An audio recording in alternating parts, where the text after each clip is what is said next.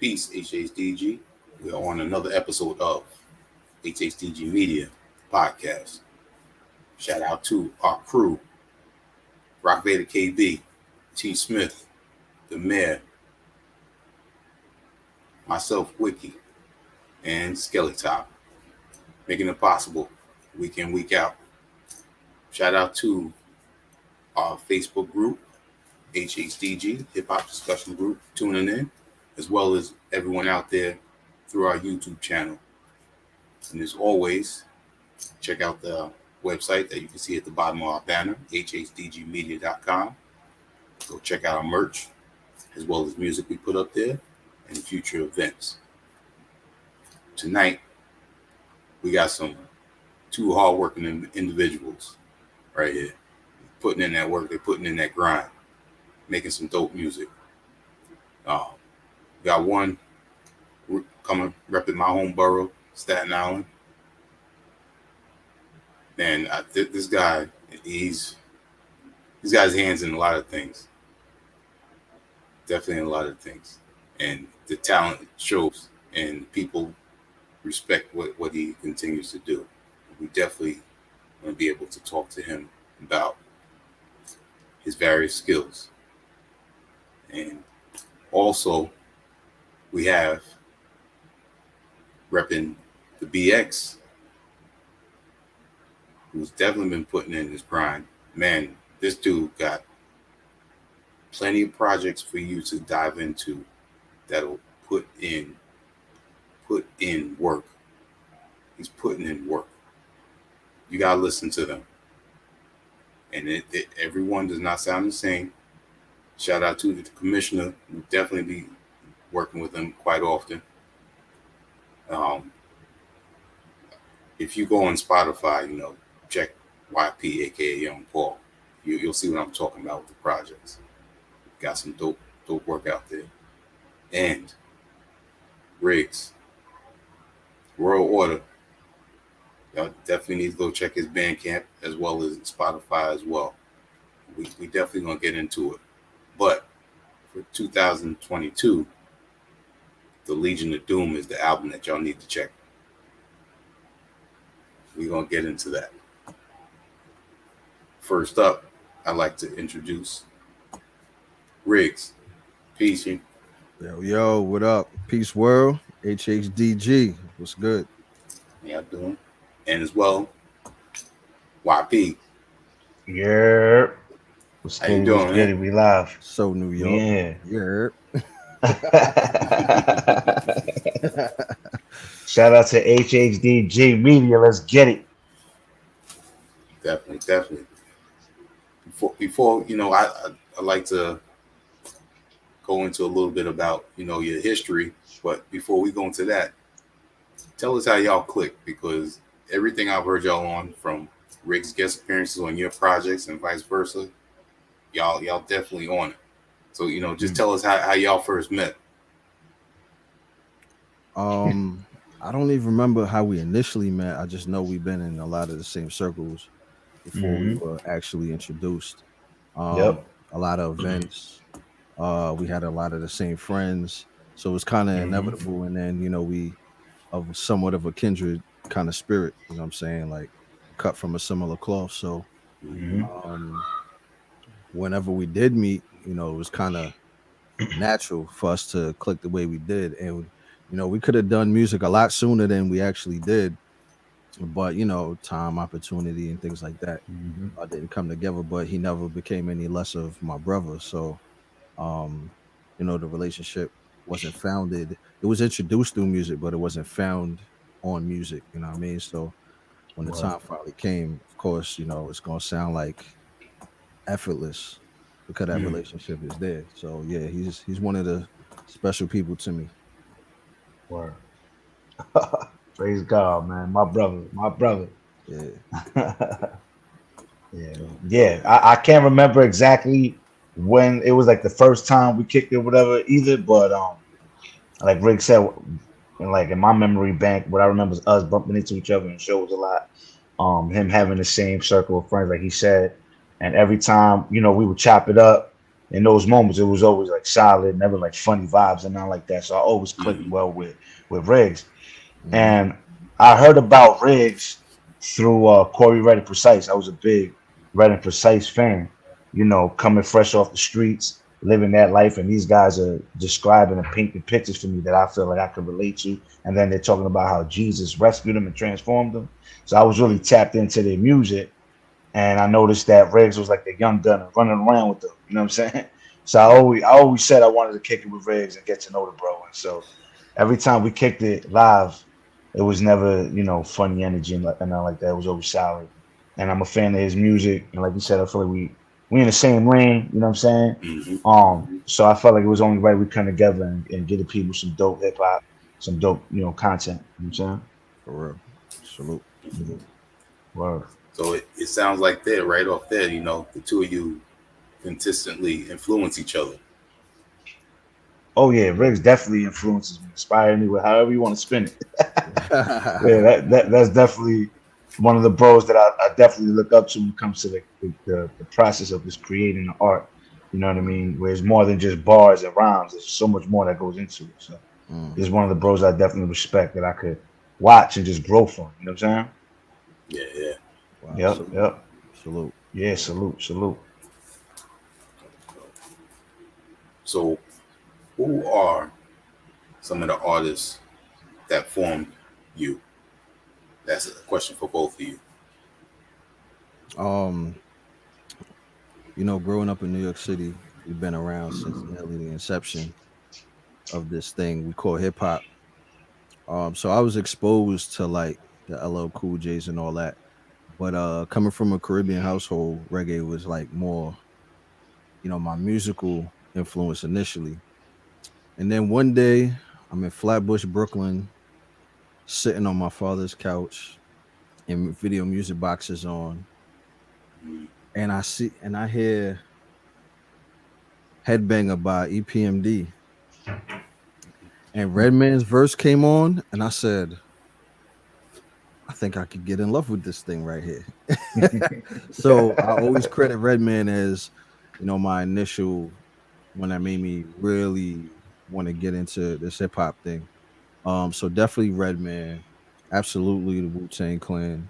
Not just because they from my home borough, but you can see their legacy spans over 20, 30 years. So they were Yeah, just special, individually and as a collective.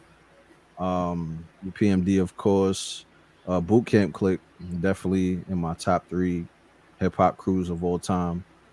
Um, uh, Queen Latifah. I just think she made such solid, dope music. Not enough females get mentioned, in these lists. She's definitely in mine. true. Um, yeah, and then just smaller influences that I always was into, like Master Ace and Special Ed and the J. Rule. J. Rule's another big influence. Early Buster. Um, I could go on, for days, but that's like the core, Legends. what I mean? The core of what made Yeah.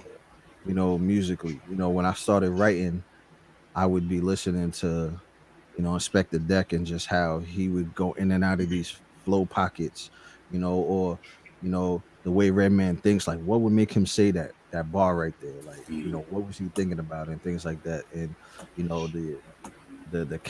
the way Buster can captivate you, what I'm saying, in his verse, even though it may not be the most technically uh crazy verse on the song, but he was the standout because it's a skill in itself how to deliver. You could be saying the illest things, but if nobody don't care, it don't really matter. So Mm. all these elements, 100. it's just information. Word. I soaked up the information. I think all of these people made me who I Mm. Legends, man. East Coast. Some Jersey legends in there too, Rick. am. Yeah. Yeah. Well, So P so rep for the Bronx, me, but he's originally from Jersey, so yeah, yeah, Jersey. That's my heart. That's my heart and soul right there. yeah. Um. So yeah, for me, so your question was like what MCs or artists help create my sound? Yeah. Yeah. So I would have to say so to start with. I'm gonna give you to like who I started listening to and who influences me now because I feel like all that got to be included because I'm evolving as an artist and some of these newer artists have something to do with that just by hearing the fresh rawness of some of these artists. You know what I'm saying? Mm. So to start with, guys like Jadakiss come to mind. Mm-hmm. Eminem. You know what I'm saying? Pun. You know what I mean? uh, Big L, D Block, Dipset, all these, Jay Z, Rockefeller, what I mean, State Prop, Siegel, all these dudes, the Young Gunners, you know what I'm saying? Like all these dudes had an influence, you know what I mean, for me when it comes to hip hop, Dipset with, they just put like animated on records, you know what I mean? Jim Jones got the Yeah. classic ad libs, you know what I That's a mean? fact. Fashion icons at that time, they were just entertaining, and plus they gave me that East Coast, sound, classic house parties on the East Coast. You know what I mean? To Dipset records. Um, and then, as far as like storytelling and wordplay and delivery and just a classic body of work, you always gotta, bring up Illmatic, you know what I'm saying? Nas had a heavy influence on me. Um, Oh, how did I forget him in my list? yeah, Nas. And then Hove for me, I think Hove he has so many like hit records that sometimes I feel like this happens to Drake too, that his pen almost gets slept on at times. Like people forget, how Hove was bringing it. And I think Hove's always been a great rapper, but he switched up his sound a lot. But Hove had a heavy influence on me when it comes to like bodies of work and just being real fresh with the wordplay. You know what I'm saying? So all these different guys, and Eminem, just the technicality of his rhyme scheme. Like for me, Eminem is the best technical rapper ever. You know what I mean? Like his pocket, the way he be rapping, and his pockets are crazy. His rhyme schemes are unbelievable, and the flow is just smooth. Even though old M, I rock with way more than new even though new M still got the bars and he's still killing it, but old M had them classics, man. So that and then Pun, obviously being Puerto Rican and seeing how he impacted the culture of hip hop, being respected as a top tier lyricist, and then his body of work speaks for itself. Capital Punishment is a classic album. You can listen to that today and still feel like it could be up there with any album that's out right now. So It's true. those are my influences, and then like now, I would have to say like guys like Griselda, 38 Stretch, Ito. I was gonna say my man Ito, but I'm not fly with him like that. It's just naturally you say things when you tell it or whatever. But Ito, a great artist. Hopefully one day we can meet and build. But these guys, raw, um, our age bracket, and it's like they're opening the doors again for this sound to be heard, respected. It's even trickling into like Christian hip hop and all of that, where their sound is Mhm. is being embraced again. You know what I mean? So yeah. Definitely, definitely. What I notice is both of you are men of faith, and I feel that is a key figure in the two of you having such great abilities of working together. Mm, Mhm. Yeah, I mean it's the main connection, because Hmm. it's the core absolutely. of it's the core of who we are. Hmm. If you play in the streets and you run into somebody just like you, that same connection is gonna be there.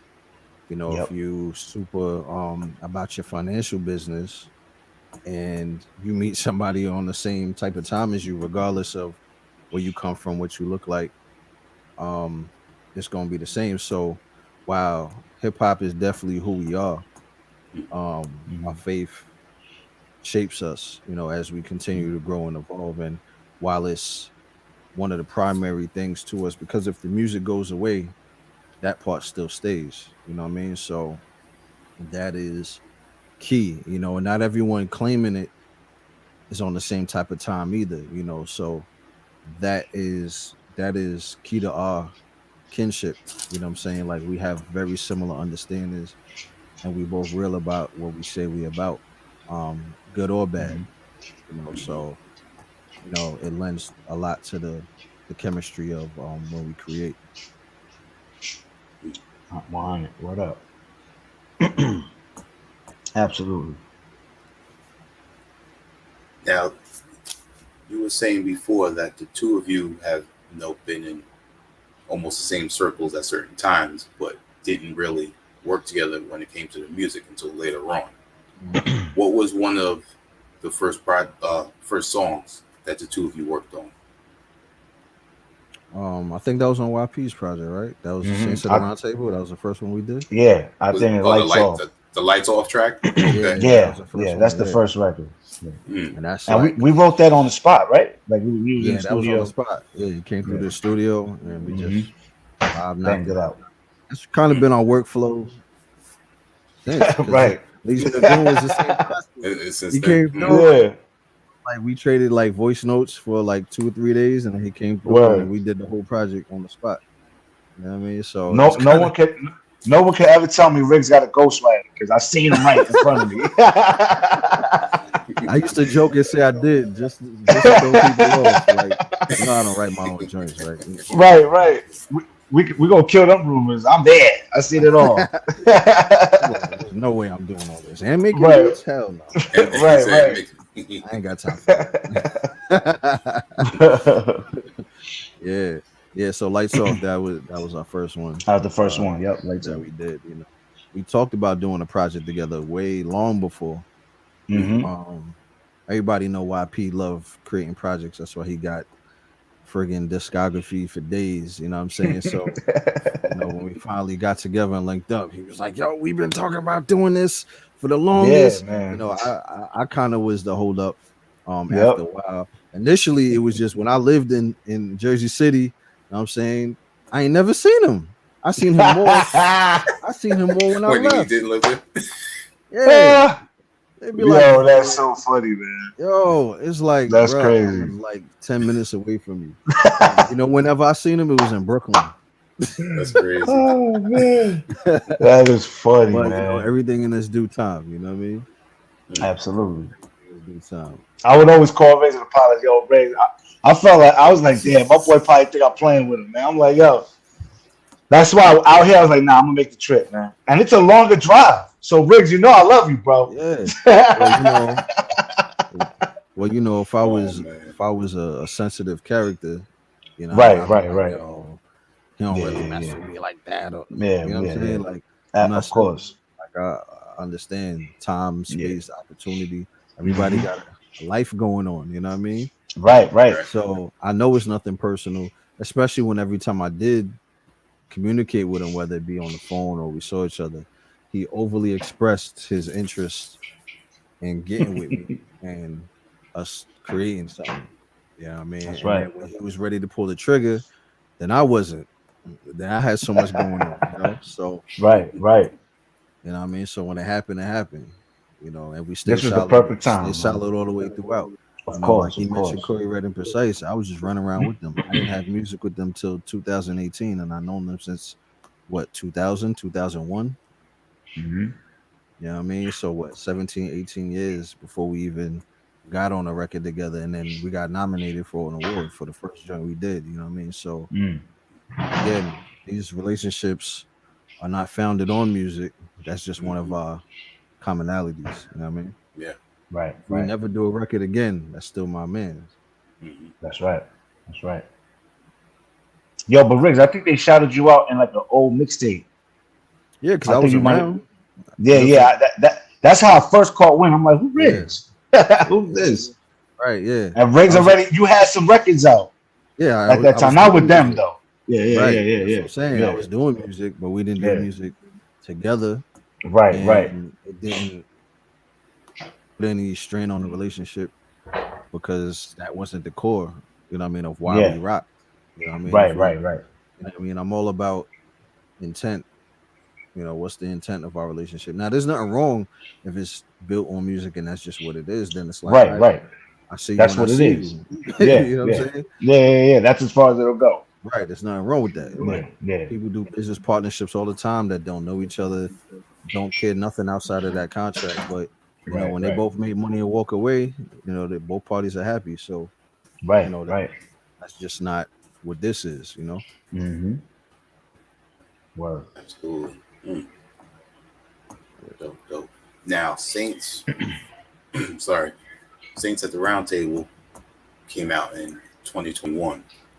Right. Being that Grizzy Green is checking in, shout out Grizzy Green.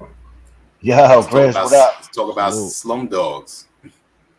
Yo, you see me repping your squad, right, Grizz? I'm sorry. Yeah, man, we gotta pray for my bro because them niggas haven't. I mean, I feel bad for the fans, man. I just love the color. Oh man. Yeah, I tried to get Rigz. I stayed quiet. No, but yeah, man. Shout out to Grizzly, man. Slum Dog. Yeah, we got the Slum Dogs project to get out there. You know, fully produced by Grizzly Green. We had a lot of fun. That's my man. We go way back from when we was teenagers. You know, he's seen me wilding. He's seen my life go up, down, side, side. You know, now he been my brother, rocking me ever since. And so for us to be able to put out a body of work together, that was just, you know what I mean, a moment that I Mm, always remember. You know, I'm over there creating with my dog that I live life with. And then the engineer Bugs, also we go way back. Now he kept at it, and so it was just a dope process to have all three of us in the lab. I gotta thank God, man, because these projects that I've been able to work on, from Slum Dogs to Legion of Doom, Guillotines on the East, man, the studio experiences have been amazing. You know, like things that mm, I'll never forget. You know, just dope vibes and creating music with other like-minded individuals is just dope. Mm. that's ill. One of Yeah. my favorite tracks on there was Cringy 100. Mm. Yeah. I think that's Griz's favorite too. I don't know if Grizz Yeah. can confirm that right now, but yeah, yeah, yeah. Dope, dope. That's what's up, bro. I appreciate you tapping in though, bro. Definitely, definitely. Yeah. And YP, I would say you like to visualize a lot, and Hmm. it shows in each project. Um, Yeah. is that how each project comes to be? You know, you see everything first before you start laying anything down. Yeah. Right. Pretty much. Yeah, pretty much. Thoughts will start coming. I'll have a beat on deck. I feel like writing, so I'll start putting words together. And next thing you know, I got a couple joints that I'm like, man, this could go together as a project. You know, Mm, I'm actually working on my first. I feel like this album I'm working on right now. I feel like this would be my first official like album where I'm in the studio with a bunch of different musicians, producers, engineers, you know, live bands or all that sometimes, on some records. And so, you know, that process, the writing process to that album is a little different because there's actually like a real theme that I'm sticking to as far as like a storyline. Where we're like Saints at the Round Table, the theme was like me just getting on with some brothers that I respect, you know what I mean? And I just want to get on records with them and rap. And that's the theme. Saints at the Round Table. We all getting at the round table and we rapping. You know what I mean? So that was that. With Slum Dogs, last my dog. You know what I mean? And we talking about things that we see in the slums, things that we've experienced, things that we've witnessed, and we put an album together. Legion of Doom kind of mixtape vibe. We just rapping. Even Rigz like, y'all don't want to think too much.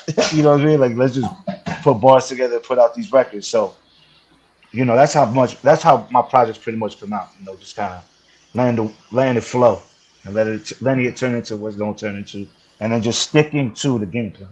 Like not just saying something, but actually saying it and doing it. There's times where I did not want to put out a project, not even because it wasn't good, but because I was getting lazy. I'm like, all right, hold on, let me get back on this. I promised the people this. I promised this date. Let me stick to it. Let me get to work and let's put it out. You know. So uh yeah.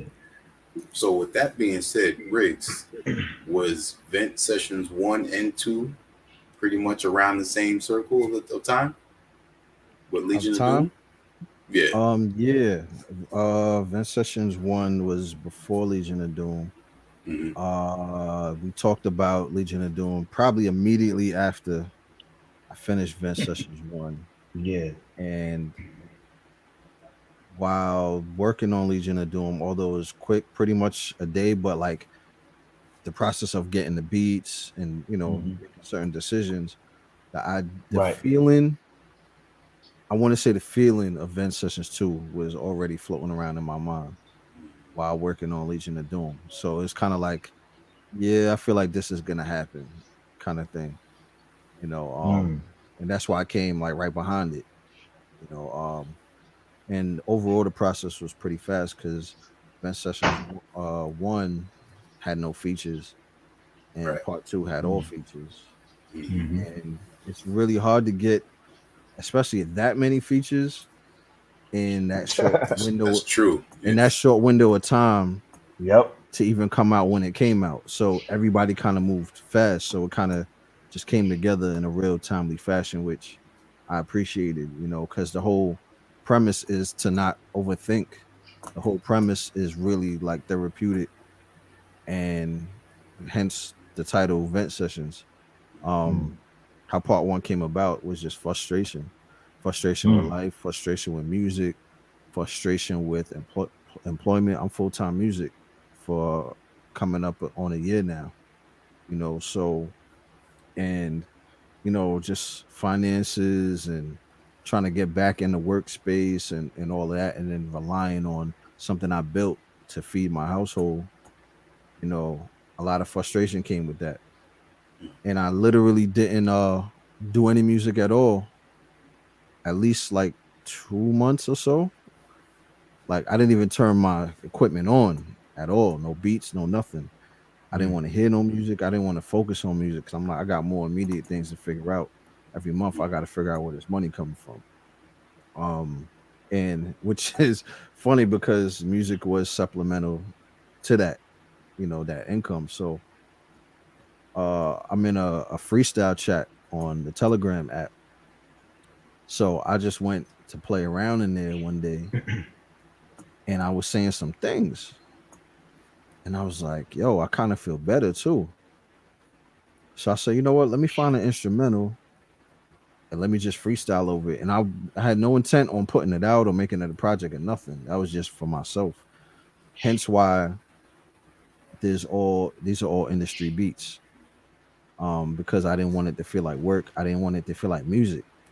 I still didn't care about music while doing Vent Sessions One. That's why I didn't take much time to mix it or nothing. Like I just gonna talk. I'm not Put it gonna out. overthink it. I did Yeah. yeah. 7 songs in 7 days. And anybody knows me, that's not my process. Like I'm a perfectionist. I'm thought out.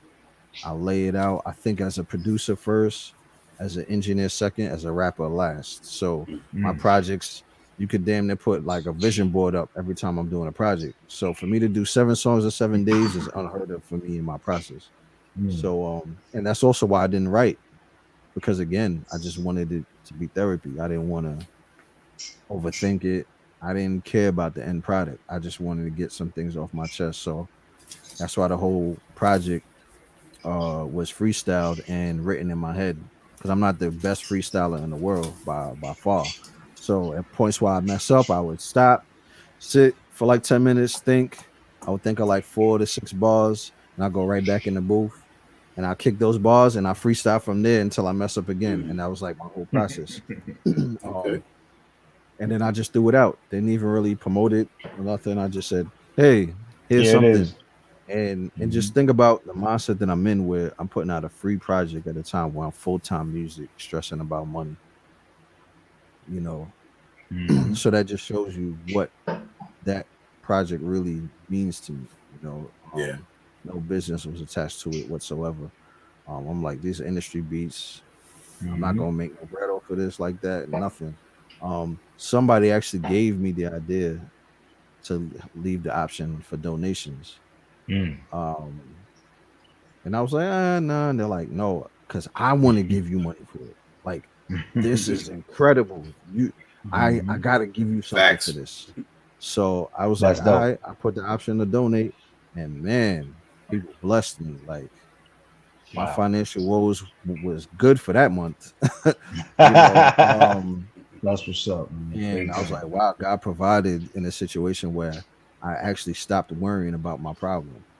you Mm. know, um, yeah. So, and then I took a little survey, like, yo, if I do another vent sessions, want me to do it by myself or should I invite some friends out? And most Yeah. people Yeah. said, yo, because they wanted features, because they wanted to see me spar with other respected Mm-hmm. lyricists around me. So I was like, that might actually be fun. And so the feeling on Vet Sessions 2 is different than one in the sense of one was really like therapy of what I was going through at the time, things that go through my head, things I've been feeling.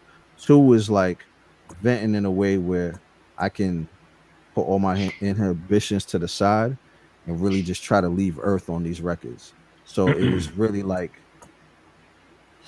I'm venting in the sense of I'm gonna try to kill everybody. So everybody trying to kill me and everybody else. You know what I mean? So it was like fun, friendly competition, and I made it known to everyone. Say what you want, do it how you want. Um, no concepts or nothing. Just say what's on your mind. It don't even got to be what I'm talking about on a song. That's why I'm very big proponent of not letting everybody hear other people's verses. The first time they hear it is when it comes out, because I don't want you to be influenced by anyone's direction. Do what you do. Like I chose you as a And feature just leave it because be. I want you to get in your bag and not in your Word, word. normal bag when you're doing records to appeal to a certain market or no no no Hmm. no. We're not doing that. This is Just hip rap. hop Why did you time. rap? This time Yeah. is for Yeah, yeah. us. Like we're always thinking about the consumer. Right now, this is about us. So go in your Yep. world and just go crazy, and that Hmm. was the premise of Event Sessions too. So Legion of Doom falling in between that, I was kind of still in that mentality. That's why we kind of Hmm. did this project so fast, but I was Yep. in that groove, and again, our natural vibe with one another and our natural friendship made Word. it all that much more easier. So like he literally presented the beats to me because he wanted me to produce it. And again, I was in that same vibe. I'm like, I'm not making no beats right now. I'm not doing it. So, Yep. he's tapped in with so many dope producers anyway. So when he came to Hmm. the table with beats, and I'm a critic. Anybody that knows me, I'm a critic. I will not hold my tongue to say I don't like something or what I mean, it's trash, Big whatever. facts. Um, and I liked everything. I was like, I like them all. And he was like, really? And I'm like, yeah, Right. I was I like, like all them all. seven. Let's We use going them. I was like, let's all go. seven. Let's get it. Let's get it. You know what I mean? Yeah. So yeah, Yeah. it was a fun like I always Mhm. say, Legion of Doom was more of like a camaraderie piece. I approached it Mhm. that way where vent sessions, I'm trying to take your head off. So two totally different vibes that in my opinion created two dope pieces of music Absolutely. because you could get Yeah, different feels, from them. Oh, definitely. absolutely. I could say that just me as a fan of the sport of hip hop, different energy from Legion of Doom and Vent Sessions. You could tell in Vent Sessions, you're like trying to spaz and just rap. You know what I mean? Just kind of go crazy. With Legion of Doom, I feel like because we naturally do this, I think that we just put together dope stuff. We were more focused on creating dope like music, but like with still like that mixtape feel where we're just Yeah. rapping. You know what I mean? So you definitely, I feel like me personally, I hear the different vibes and Yeah. from the projects. Vent Sessions one, Rigz by himself, still spazzing, but he wasn't sparring with nobody, so he was just going up doing what he do. Legion of Doom came in, it was like a musical piece of this was like a high level mixtape. You know what I mean? Where it still gets somewhat of an album feel, but it's still fun like a It was mixtape. fun. That's It how I was feel. fun and collaborative. You know what I mean? Like we Exactly. made we made all the hooks on the spot, like in Right, this right. session. Like, what's the hook gonna be? I don't know. And then we play around. I'm like, that's the hook. You know what I I mean? would want our projects to always sound like that. I think that would be crazy. That's dope. Yeah. Because Because especially too in a time where there's a lot of emailed in verses, you Right, know, right, right. it's a different feel when people are in the same room together creating a piece of music because Absolutely. he might in a moment shift the idea to me I wasn't even considering, and then I'll build off of that, and then we got something. You can't really get Right, that right. through the advent of the Hmm. internet. While there's advantages to technology, especially me being in the tech space, I know there's also things they're gonna lose with that. So everything's a give and take. y'all making music, Word. you're making it to still feel fresh, like that energy that you're just talking about. Like when Right. you're in there, you Hmm. want it fresh. I think that's what separates. We talk about people being stuck in the '90s and all that, but I think that's what separates that time from a lot of the music now. You could hear, you could feel when Fife and Q-Tip are just feeding off each other. You could hear that synergy. You know what I'm saying? It's Right, just right. different. That Hmm. vibe is different. You could hear when you know, ODB's just wilding out in the studio, and him and Right. Meth got a whole skit at the end of a song they didn't even plan. Like these are They're the organic. yeah, these are the organic Yeah. gems that we got, Hmm. you know, at that special time when like hip hop just left that uh initial stage and it was actually finding its footing, you know, why that it was trying to figure out in the 80s. You know, it kind of hit that stride in the 90s. And again, people being in the same spaces, the listener could hear that, you know, and I think that's what Yeah. makes Legion of Doom special because, you know, we definitely created it occupying the same space. What up? With all of this music that just came, in 2022, was there ever any time of writer's block? Or maybe in the past, just before you did vent sessions? Yeah, for me, I go for vibes with most things I do in life. Especially when it comes to my creative process. I'll miss a whole opportunity if the vibe isn't there for me, and I'll be okay with it.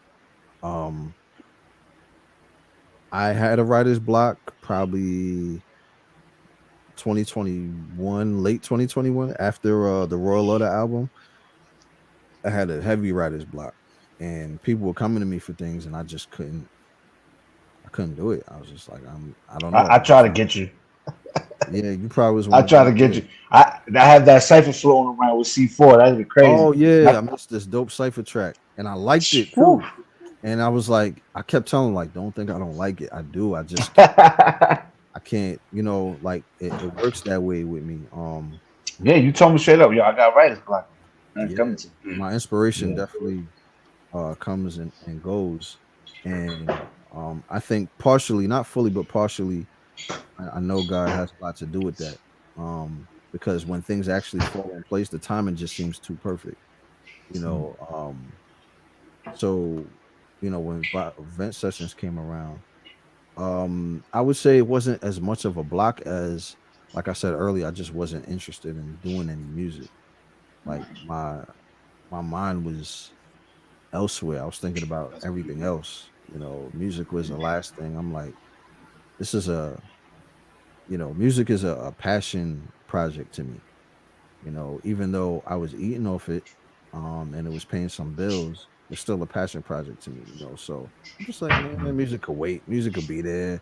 There's a million other dope people could listen to. Like, I'm definitely not the rapper that feels like all the attention got to be on me. I don't even like attention, low key.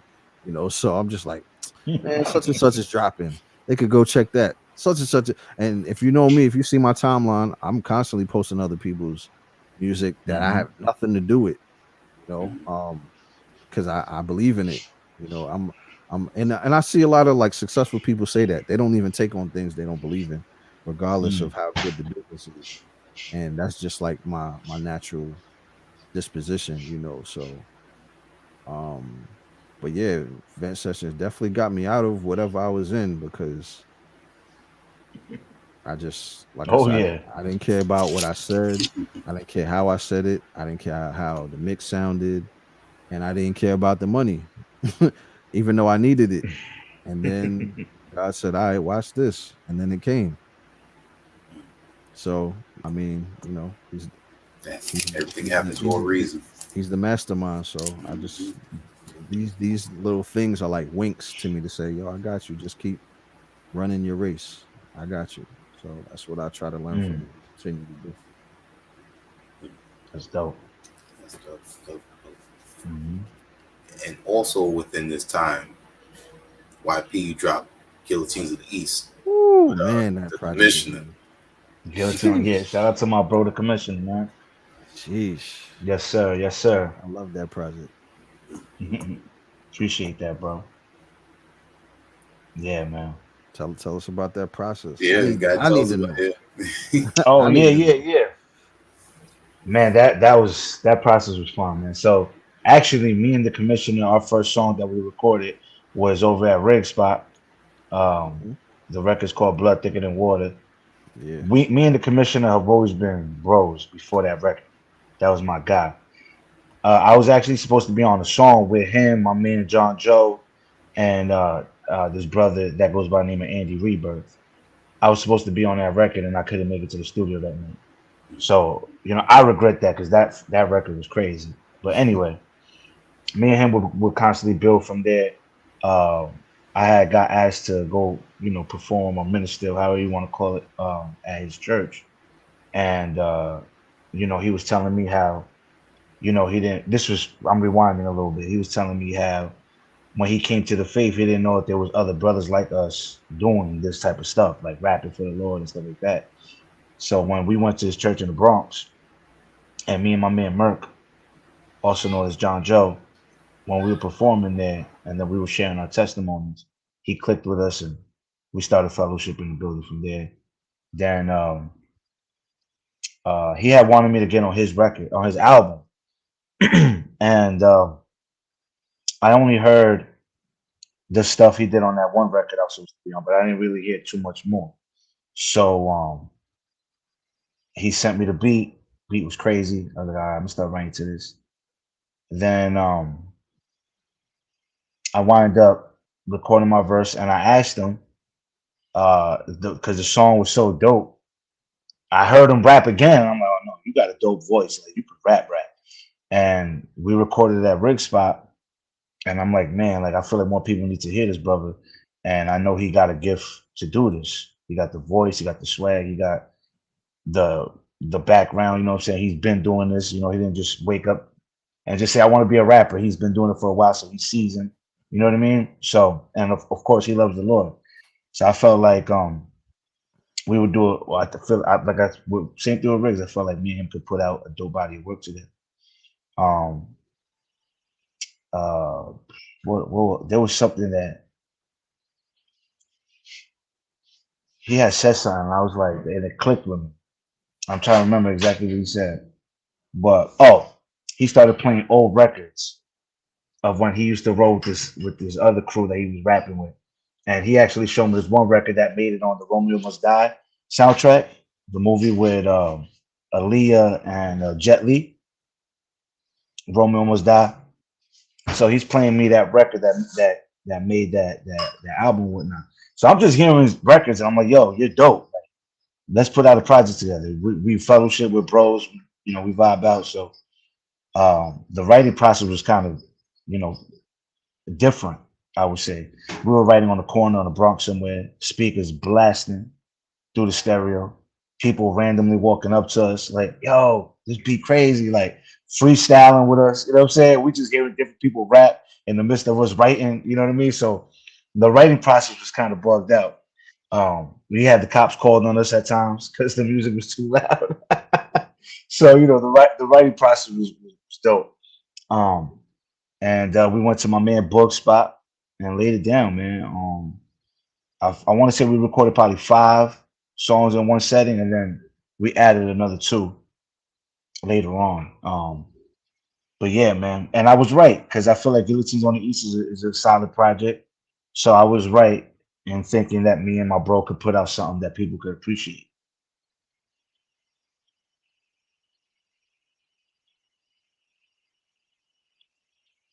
Can you hear me? Hold on, I can't hear you. Let me see what's going on here. It was me. Sorry about that. Oh, okay, no, it's fine. Yeah, I was saying what was your favorite track off the Flying Guild? I'm sorry. Guillotines on the East. Yeah, I was gonna say my favorite track is Flying Guillotines. Yeah. Oh, that's your favorite track? Yeah. Yeah, a lot of people are digging that joint. That's the first one, so it's hard to come after that one. Appreciate that though, bro. Now, I was saying in our intro, you got a heavy discography. What was your very first project that you put out? The very first project I put out, The Real Answer mixtape, and that was like in 2000, I don't know, 9, 10 around there, like, and it was hosted by my man DJ One Love, and that process was amazing too, because again, I never took hip hop serious like that. I always ran around, with dudes who rapped, and we had a rap group and all that. But I never really rapped like that. Like I wrote rhymes, and I recorded, but I never really took it serious. Um, and so when I got saved, I feel like the Lord prophesied to me through the sister. Her name is Lady Cruz. She has like an international ministry where she goes all over the world prophesying and preaching and singing.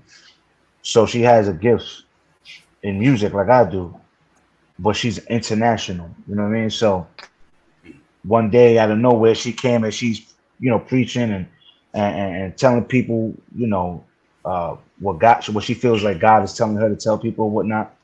And I remember her telling me, and I was praying to God at this time, like, Lord, is this something you want me to do? I don't want to just waste my time and energy on this. If this is something you want me to do, let me know. And this is not a prayer I shared with anybody. This is before I started putting out all those projects. When this lady came through, look, there's a lot of people who prophesy, there's people who believe in it and don't believe in it. There are people who prophesy. You know what I'm saying? Like, I'm aware of all of that. But this lady, when I tell you she was anointed, and I really felt the presence of God, like I really felt it. And she don't know me from a can of paint. You know what I mean? I didn't share these prayers with nobody. And here she go. She pointed me out in the crowd, like, yo, God called you to do this. You've been working on this. Like, to the T, accurate. Wow. You know what I mean? So she was like, you have to put the music out. This is what God called you to do. And from there, it was go time. Like, all right, cool. And then at that point, I was just like, all right, I want to start working on my craft. Like, my specific prayers to God were like, Lord, I don't want to be whack. I don't want the music to be trash. Like, I want people to listen to it and rock with it. I know what the streets are. If it's corny, they're not going to listen to it. They're going to turn it off. So I want it to be something dope, Lord, please. So I feel like through each project I've evolved as an artist, I've grown. And I feel like I'm coming to a place now where I feel like now my art is being appreciated more than ever. I feel like now I'm starting to get a little more respect for my name. You know what I mean? Now. And that's fine. You know what I'm saying? Like, in due time. Right. It's gotten to a point where I feel like deleting my old stuff, but now I'm gonna be a real one. I'm gonna keep it because at the end of the day, it shows the evolution of where I started and where I'm at now. So it'll encourage the younger artists that are coming out putting bodies of work. Like, yo, be consistent, keep putting it out, and you'll see the See the evolution in the improvement. music. And some people are just supporters that even your old stuff, they're like, oh, I love your old stuff. Riggs, I know you could probably, you know what I mean, relate to that. Like, they'll pick out a song that you did back in the days. And you're like, you like that record? And they're like, Yeah. that's my favorite song. It's like, yo, that's crazy. Nah, Like, yo, I got new stuff. You know what I'm saying? yeah, that's a fact. I'd be like, Yeah, right. Yeah, exactly. yeah. Then when they play it around you, like, I start to cringe. Oh, man. I apologize Yeah. for the exit. We just had a blackout out of nowhere. Oh, word? Yeah, the internet, everything went out, so I had to wait for it to come What? back up. Wow. Wow. It ain't even that hot today, but whatever. Right. Not even, yeah. Yeah, Crazy. so my bad. I'm back. Cool. All right. Let's get into Legion of Doom. You started off, first thing you see is Hawk and Animal on the cover. Right, So right. which one is Hawk and which one is Animal? Everybody asks that. My favorite of the two is always Animal. Okay.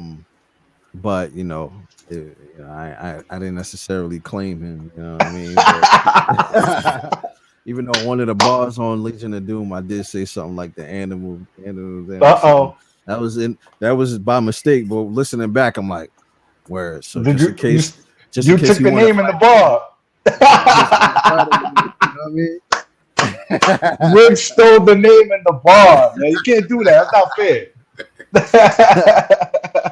Word. Yeah, didn't we say that at one point, Rick? Didn't we say, yo, who's Hulk and who's Animal? Yeah. I think I asked you that on Telegram. Yeah, we didn't really decide, but in the back of my mind, I'm like, I don't know, man. It's Animal. whatever, bro. I'm Animal though. Well, so be it, man. I roll with Hulk. They both legends. Word. Yep. So, y'all big into the wrestling back then? Oh man. Oh yeah, back then I was heavy. Super fan. Like, Yep. I could probably name everything from like 88 on. You know what I'm saying? Yo, man. I tapped out the past couple years because it just got too like, man, for me. Yeah, me You know what I too. mean? Yep. I still kind of check in every. Some Um, WWE dudes is alright. yeah, I Like, check for some new blood here and there, but Yeah. right. that span from like '88 to like the Attitude Era, I was all the way locked in. Me too, bro. I had all the wrestling things too. Stop playing with me. Yo, Yeah. yo, I The, used to make the the belts. rubber ones, right? The ones you be The tossing rubber, all yeah. around. Yo, facts. Word up. Yo, Yep. my moms used to never get me the belt, so I used to make my own. You know what Got a little piece of paper, I start mean? pasting it, The right? first time I held the belt was actually Saga's belt. You know, the Saga, the battle rapper. Yeah. He let me hold his belt. You know, at a venue at a function we was at. I actually saw Saga on Saturday. He was actually on Bay Street. And, like I was just driving through midnight. I see Saga on Bay Street. I'm like, what is he doing over here? I'm like, oh, I forgot they be holding the battles over there. So he was probably at a battle. Um, Mm. yeah, I gotta DM him about that. I'm like, yo, you don't come to my town without telling me. But anyway, you gotta check in. Nah. But Word. yeah, when I held his belt, I was like, yo, somebody take a photo because you don't understand how much of a moment this is for me right now. I'm Yeah. holding it was heavy and everything too. I'm like, Yeah. oh, I got the real belt. No more paper joints, no more paper and cardboard. You know what I mean? Word. So yeah, big wrestling fan, especially Yep. during the Legion of Doom era. Absolutely. Bret the Hitman Hart was one of my guys. Shawn Michaels, Legion of Doom, of course, Ultimate Warrior. That was my dog. That's what, yeah. You know what I Ultimate mean? Warrior, Undertaker are my top 2 of all time. Undertaker, man. Oh man. Superfly Yeah, Jimmy man. Those are my guys. In that was like the my- 90s. Superfly. You know what I mean? Macho Man Randy Savage. Like that was the 90s. Ain't Superfly related to The Rock? Oh, I think so. I think they I from the think same so. family. Yeah. Yo, Superfly Jimmy Snooker, man. That's my dog right there. Yeah, Yeah, Mr. Perfect. man. That was my guy. Mr. Too. Perfect, Lex Luger. He's one of my favorite heels. Mr. Perfect, man. Yo, Jeez. he was a character. Word. Lex Luger. I was even into WCW. Sting. Was Diesel? Diesel was WWF, and then he was first. Then he went to and then WCW. Was he? He wasn't. He was Nash. He went Kevin by Nash. his name. Yeah, Kevin Yeah, Nash. Kevin Nash. That's right, Diesel, WWF, Kevin Nash. Same But I was thing still tapped in. with Scott Hall. Yeah, Razor Ramon. That's my dog. Yeah. The bad guy. Yeah. Yo, seeing Hulk Hogan go bad, yo, that was like I never would have guessed that. Right? I love Hulk Hogan when I was a kid. Yo, What? when he was gangster, I'm like, hold up. Because back in the day, when his beard became black, man, Yeah, with the black blonde and hair. back in the day, I was low key against him a little bit because he was a little too clean cut for me, kind of like John Cena in the new age. Yeah. So I used to be like, man, Hulk ain't all that, man. Ultimate Warrior's better. You know what I mean? He had more of an edge for me. And then when he went bad, Yeah, I was Ultimate Warrior was my dog. Yeah, he was like, I'm like Hulk. Hogan. Nobody say nothing about my man Hollywood Hogan. Yeah. NWO and all that. Were you more of a DX fan or NWO? Nah, NWO all the way. All day. NWO had me questioning, was this real or nah? Like I couldn't tell. Word, yo. I was a no whole, back shots. I was a whole grown man, not sure if what I was watching was real or not. Cause I'm like, yo, right. They literally went over there, came over here. They told you how the other show was gonna end and all of that. I'm like, yo, this is dope. Yep. Yeah, man. Oh, for real. Big wrestling fan. I got a little excited. Let me fall back. Yeah, I know. Me too. I'm getting all excited too. Yeah, and I also say this: legendary match of Mankind and Undertaker, the Hell in a Cell. Those classic fights, those type of matches right there, make you feel like, yo, you got to give these guys some respect, bro. They put their life on the line for real. Exactly. Yo, son, I saw it not live in person, but I saw it like when it was happening. Yeah, when it was happening. Crazy. I was like, I said, yo, he died. Did that just happen? Yo, he died. Like that. Right. No, but what about that was one, and then a little bit after that, he throws it from the top of the cage and he falls right on the nails. Yeah, threw it bro. on the top of the cage. I was like, bro. And then when you watched the interview after, they was like, yo, that wasn't planned at all. The joint just that's what makes it even more buzz. Yo. You got to salute them for that. Wow. Super. Yeah. Yeah. Yep. We could keep going and going, man. Now you, yeah, word up. Class, old school wrestling, I was fully tapped in. Yeah, so so naming the project Legion of Doom, there's definitely no pushback. You know what I mean? That was YP's Right, idea, right. and I was Word. all the way on board. Mm-hmm. Yep. And on this project, you fell back on one of your duties, which is production, which you dope at, and did the mixing. Yeah. I mixed it in a day, I think. Yeah. Um, Yeah, it was it's fast. mad quick. Yeah, and again, for me, who's a perfectionist, Hmm. that's not like me. You know what I mean? But I just kind of went with the flow, wanted the vibe. I said I'm not gonna overthink it. You know, I'm just gonna let it feel. Cause I'm. This might sound weird, but like I understand a mind like Kanye, right? There's certain things that are really intentional that you might think is wild. Like what? Like when you see Yeah. his clothes and they look like homeless people, and you're like, yo, what Yeah. is he doing? But he's thinking 3, 4 steps ahead. Like I'm very similar with my creative process. So Religion of Doom, I purposely said, yo, if I clean this up too much, it's not gonna feel the way it's supposed to feel. So it got to be clean where it's clear where you hear and the fidelity is then this wasn't done in some like back room somewhere, but there's not gonna be too much glitz on it because it still got to have that raw mixtape feel and vibe to it. So I kept the real stripped down and it got the job done. And salute to the producers. They did what they had to do on their Wow. end where I didn't really have to get too crazy on cleaning up their production. So Mm. um yeah, so it was a quick process. So when I told him I was like, yo, done, he was like, already? Like, and, Yeah. and again, Because I'm aware Riggs is a perfectionist. So I'm like, yes, exactly. just flowing with it. My bro, I'm just flowing with it. I'm like, all right, cool, let's go. Like, you sure? All right. Yeah. I'm like, all right, cool. Yeah, Let me very. not push Riggs to now getting that like bad way. Like, nah, you know what? Hold on, let me do this.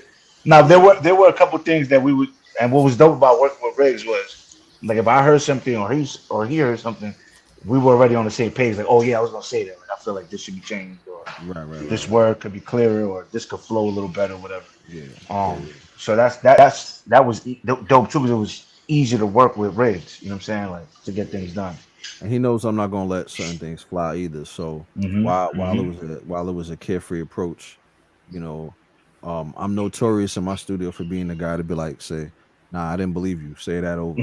Word. Like you Absolutely. didn't you didn't convince And me. I I love it. I didn't feel it. You know what I'm saying? Or Hmm. like you don't seem sure about yourself. Nah, we ain't doing that. Go back and do it over. And like certain people, they be excited. They come out the booth like, yeah, what you think? I'm like, man. I'm like, that's cool. I mean, Is that it? like, The oh, session's over. We that's done what you there. got. Yeah. Okay, you believe in that? That's what's up. All Word. right. And yeah, But bring nah, out, definitely. bring But out the that's best what in. Mhm. I was gonna say. That that's what makes it. That's what makes that's what separates a solid engineer who really loves this art form and really takes it serious, opposed to somebody who's either just doing it for the bread or just have no Yeah, idea what they're and doing. You and know. that's my Yeah. vantage point because being an artist as well, like Hmm. Right. we True. have this nonverbal communication where I can listen and I know what you're going for. I know what you're trying to do because I'm an artist Yep. too. So as an Yep. engineer, like I pride myself on when I'm being an engineer, I'm an engineer for real. Like I'm not a rapper who mixes or a rapper who records. Like I take off my rapper hat and I'm a full engineer mode. But I use my intuition as an artist. That's why one of Hmm. my big things is I try to be super easy to work with and I don't get in the artist way. Especially as a producer, a lot of producers try to take over your record, because they feel like that's their beat and they had a certain vision for it and all of that. And while there's some validity to that, um, I became a producer and engineer because I was tired of people not seeing my vision and getting in my way. And I feel like I put out my best work when I wore all the hats myself. And because then people tend to see it after the fact. Again, like that Kanye thing, they see it after the fact, and it was like initially when he did 808s, they're like, "Yo, you tripping?" And now 808s changed the sound of the game. You know what I mean? 808s created the Drakes and everybody else after that. So me understanding some people just can't see past what's right in front of them. I said, all right, I'm gonna get in the driver's seat. And while being in the driver's seat, I'm not gonna now become that same producer and engineer I was trying to get away from. So all I do is kind of give my pointers to bring the best out in what you are trying to do. And I know what you're trying to do without you even telling me, because I wear that same hat too. That's why he comes all the way out here to work with me. Big facts. That bridge ain't cheap. Sure is. Yo, and it's like I think they hit me going and coming. Yeah, they made it two-way. Yeah, Yeah, they yeah, switched it yeah, up. yeah. Yeah. So Absolutely, man. I want to be around greatness, man. Hey, amen for that. Salute. And with that, I'm going to quote Rigz, who said before, content is king. Absolutely. Word up. This Legion of Doom comes in at 7 tracks. It's concise, it's to the point. Y'all came in, did y'all thing, worked with the right producers. Like Rigz was just saying, he made sure the sound was right. Yep. But at the same time, YP, you wanted to add a few more tracks. Tell us why that was. I think I wanted to add like one more. Was it? I wanted to add because there was this beat that I came across that was sitting there, and I'm just in writing mode, and I just wanted to keep it going. So I'm like, yo, I think we could probably fit in one more. Mm-hmm. And Riggs was like, yo, I think we go with this pack we got right here. Cut This the package legs we off got that right idea real quick. here. Yeah. So I'm like, all right, man. It is what it is, man. We're gonna stick with the 7. I'm all for short projects. Like I think short projects are dope. Like a 7, 8 song project, because it's not overbearing, it's straight to the point, and I could give it now run back. You know what I mean? Mm-hmm.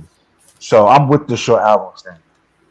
Yeah, everything has its place, and I'm saying like Mm-hmm. I think the 7 song joints are cool for that reason. It gets to the point, and Mm-hmm. it's not too much work on us creating it, so we could come right back and double back with a whole nother one. You know what I'm saying? Rather than one 14-song joint that you're gonna listen to for a week or two and be over it. You know what I mean? So I rather like I gave this idea some years ago, probably like 2005 or something like that, where it's like, yo, it's like drugs on the street, like break it up. Why give you the whole bundle when I could bust it down and get more money? You know what I mean? Word. So it's like the music is the same way. Like if I got it in me to create 14 records, I'm gonna bust that down into 7. Buy me some time. By the time you get the other 7, I already got a whole nother 7 to go after that. You know what I Exactly. mean? Yep. It's just working smarter while keeping the same work ethic. Yep. And for me as well, I literally just dropped Royal Order the previous year. So, last year, that was 13 songs. And I produced 12 of them. No, 11 of them. So the work and grind and whatever that went into that, definitely the last thing I wanted to do was just keep adding more songs. You know what I mean? Especially when I felt like what we had was strong. You know what I mean? I'm like, and just let it fly. You know what I mean? and the absolutely the whole project ending with the record Sunday was just perfect. It was like God's way of Perfect. saying, Yeah. yeah, this is it right here. You know what I mean? This is the 7th record. We're gonna call it Seventh Sunday. record, 7th day. Mm-hmm. Uh-huh. Absolutely. That was the confirmation right there. That was the confirmation right there. Just like the song, the somber vibe of the record and just the introspective vibe of the record. It was like a better way to close it out. We started it off Word. with straight, you know what I mean? Raw, you know what I mean? And then Yep. we ended it off like now you actually sit like if you got to that song, you probably at in this position right now. Yeah. So that song perfectly fits that mood and vibe you in because Yep. now your full attention, at that point. Mm-hmm. So just made Yep. sense. Definitely. Word. And tell the people about the producers for this project. Yeah. Shout out to my man Wanda Beats. He produced. Well, we'll go down the track list. Track 1 was my man It's Knuckle Up. Shout out to my man Knuckle Up. He did track What up? 1. Yeah. Track 2 My man, Mr. Rangers on the beat. Shout out to him. You know what I mean? That's a record that we got a lot of love on too. Like a Yeah. lot of people constantly tell me they love that record. Mhm. Then track three was um what was track three, Rick? Three. I I don't got forget. it in front of me. Yeah, but basically there was three producers. It was It's Knuckle Up, Wanda Beats, Mr. Rangers. Yeah, they pretty much produced the whole project. Those three brothers right there. Yeah. Dope, dope. And that last record specifically that me and Rick were talking about Sunday was also produced by It's Knuckle Up. So shout out to him Yeah. Shout. for the intro and the outro. Dope. Hmm. Yep. Now, Riggs, as far as your production, you also, work with a fellow Brooklyn MC. Was that Eternity, right? Eternity. Yeah. Yeah. Yeah. Yeah. He's out. Just recently dropped that music video, right? Nunya. Yeah, for Nunya. Yeah. The momentum on that record has been unexpected. I remember. So shout to Eternity. He's actually living in Cali right now. Um, I always tease him for that. Like you got Brooklyn from California. Um, but nah, he's another one that I haven't even known that long. A few years, and like he just became a solid brother to me. And before dealing with me, like he would even admit this that he didn't really have any real music done or out or anything. He just kind of was like tinkering and playing around here and there. But he was more into the film thing. Like he did a whole short film on his own, shot it, edited it, and everything. So, um, and then when I saw he had talent as an artist because he had dope ideas, he used to send me these abstract little sounds because on his keyboard, with a piano, he'd be like, "Yo, can you like build something on top of this?" And he'll like play something, and like, "Yo, I see what I could do." And then the first joint we released was called "I Made It," and we did like not a video, but like one of those visualizer videos, and threw it up on YouTube, and a lot of people showed it love. And prior to that, he didn't really get on that type of production because that skeleton he gave me, I just took it and I flipped it on his head and created something all brand new with it. And uh just the momentum, he was like, "Yo, we got to keep working. We got to keep working." Um, and so when he had the idea of doing Dreams and Schemes, shout out to Dreams and Schemes if everybody want to check it out, EP on all streaming platforms. Um, he's like, "Yo, I want you to produce the whole thing." So I was like, "All right, let's get it." And we disagree on a lot of our musical tastes. So our relationship, especially musically, is very funny and interesting. Because if I say left, he'll say right. If I say up, he says down. Like we never agree. And I'm like, "Yo, your opinion is trash, bro." Like, you know what I mean? So for us to collab and make and create the music we make is always so interesting to me. And so the beat for Nunya, I already had that beat kind of just sitting in my computer, and he was like, "Yo, let me get some records," and I was like, I guess I'll give this to him." And I said, "Yo, what you think about this?" And he was like blown away automatically. He was like, "Yo, this is the one." So he created the song pretty fast. Um, Sent it back. I mixed it, and he was like, "Yo, let's get these other joints in." So we knocked out the whole project in fairly quick process. And then he was like, "Yo, I got to do a video for Nunya. Like, I'm telling you, this is gonna be the one." So he pushed it. He put his money behind it. That's another thing. Salute to him. He puts his money behind his work. Um, Far too often, talented people just kind of throw it out there and just hope it catches. But he spent money on it for the promo, and actually, a lot of blue checks got wind of the song and started DMing him and hitting him back and reaching out to him, and he would send me the Nice. screenshots, and he's like, he always sends this caption at the bottom of the screenshot: small W's, small W's, small W's. So when you got like uh shout out to Shampoo, anybody that's familiar, he's probably the greatest promo guy. He breaks like all the biggest records in the world, and that's Nori's right hand man.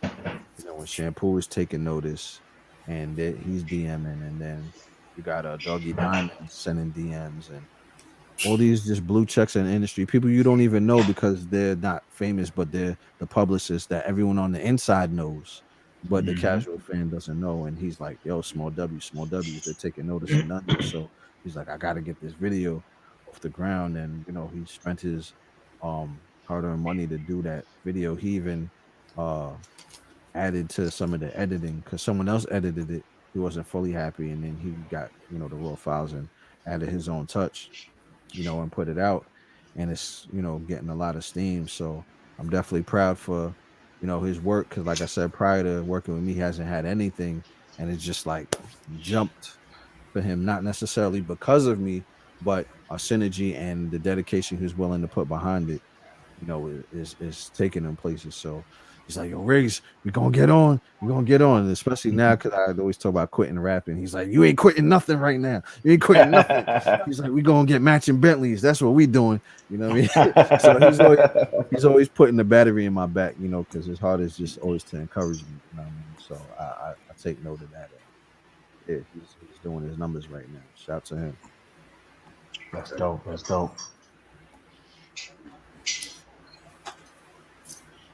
One other thing I want to talk about, and I think all of these MCs deserve their shine, are the features on event sessions too. Mm. Yeah. Oh yeah. Me personally, there was quite a few that I wasn't too familiar with, and because of this project, I started going to check to see what else I could find on them. That's what's up. That's really Wow. what's up. Yeah. That's Yeah. that's what this stuff is. That's what that's for. Like when you Right. put other brothers on, you're hoping that through these projects, through these features, that other people will get Get put it. onto them. You know. Right, right. Yeah, man. So again, even how I choose my features are really organic, So first song I recorded was Pressure. That was the first one I did for event sessions. That's me, Zadok, Hawk, and YP. And when I did the verse, I was like, who do I hear on this? And then I just reach out, yo, you want to get on? You want to get on this? You want to spar? Want to go? Let's go. You know what I'm saying? And I'm proud to say most of my hip hop friends are dope rappers for real. They're really good at what they do. So to challenge them at the level of event sessions to say, listen, I'm gonna try to leave Earth on you, so don't get killed. All right, don't die. Don't get on here and die. And when you give that speech, it takes Hmm. them to a place they don't normally go to. Definitely salute to the other work, but people take notice that on event sessions, several people is like, no, I never even heard him go there. Like, I never heard him go this hard before. And part of it is their respect for me as a lyricist. Part of it is the speech I gave. Like, I'm gonna try to obliterate you, so just come with it. Um, and I'm partially serious when I say that, and I'm partially just trying to motivate them because I wanna see, you know what I mean, how deep they can really dig down and get it in. So salute to Zadok who went absolutely crazy. And I Yeah. saw the light. I saw I saw a light version of it, not even a light version, but when I first seen it was when he hopped on the Roll Order album for me. Even though I wasn't on that song, I threw him and Hawk together, and I produced the record, and he was inspired by Hawk's verse. He heard Hawk's verse, and Zadok literally gave me that verse the next day. It was less than 24 hours, and he went in. So I figure if I put the battery in his back, let's see what he do now, really. So when he gave me his verse, I was like thoroughly happy with what he did. And my man Hawk, I think he's proven himself. If anybody's heard anything he's done recently, that he can really go there. So like he said at the end of his verse, on the Roll of the album, I said, yo, Hmm. don't be too complicated. Don't be too, because Yeah. again, I'm not thinking of one of the keys of being an artist is knowing when to take your foot off the gas of just trying to have the best verse. having the best verse and the best bars don't necessarily make the best songs. So Right. when I was doing the album, I'm treating it like an album, and I'm saying, don't think about bars. Just try to paint a picture. Try to bring a feel. Bring a feel, because that's what people remember. They'll mumble the words because they don't know the exact words, but they know what the record made them feel Mm, like. You know what I'm yep. saying? Like they say, you might not remember what somebody said to you, but you remember how they made you feel. You know, so that's why at the end of his verse he said, last year Riggs told me dumb it down. This year he told me go top tier. That's it. You know what I mean? Because now I said, all right, now you can put your foot on the gas. Let's go. Because honestly, now I'm gonna give y'all exclusive. That wasn't the original verse he gave me, and because like I said, I don't let other people hear other people's verses really. So the original verse he gave me, he was kind of still in that like, all right, whatever mode. I said, bro, this is vent sessions. What are you doing? I said, are you serious right now? I said, hold on. I sent him my verse. He was like, oh, okay. And then he came back and straight bodied it. YP, same thing. He was like, all Hmm. right. He gave me a verse. What I told you. I said, nah, that Yeah, ain't yeah, it. I said, that ain't yeah, it, yeah. bro. He made me go YP was back to the like, what drawing you mean? board What you twice. mean that ain't it? I was like, nah, that's not it. That's not it. Yeah. You know what I mean? Like I said, I don't hold my tongue. You know what I mean? Yep. So, and that's my guy, but he knows I'm not trying to play him and it's nothing personal. You know what I mean? Because No, if I not at really all. felt he wasn't capable, I wouldn't have reached out to him Exactly. to do it. You know what I mean? So Yep. and he came back and I was just like, nah, that's Nope. not it. And he started getting frustrated with me, like, "Now what you mean? And I'm like, so in my mind, I'm like, all right, I gotta I gotta give him the speech. So I gave so I gave him the speech and the verse, and then he Yep. came with what he came with, and I said, finally. And then he admitted to me, oh, that was actually a verse I already had. I just figured I gotta give it to you. And I said, yeah, I could tell. You know what I mean? Like, Yeah, I definitely. When Riggs came to me, he's like, "Yo, you gotta leave Earth." I was like, let me just try to put as many punchlines as I could together. Maybe that's what he wants. So I sent him a bunch of a record with punchlines. He's like, nah, this ain't it. I'm like, what? These punchlines are hard. He's like, nah. And I'm like, oh man. So I had this verse sitting around that I thought was pretty solid. So I'm like, first of all, Rick sent me his verse. I heard it. I'm like, you know, he's like, yo, this is like whatever. Like I'm coming after this. It is what it is. Like that's hard to come behind regardless. You know what I mean? So I sent him the other verse, and he's hearing it. I'm with him now. He's hearing it.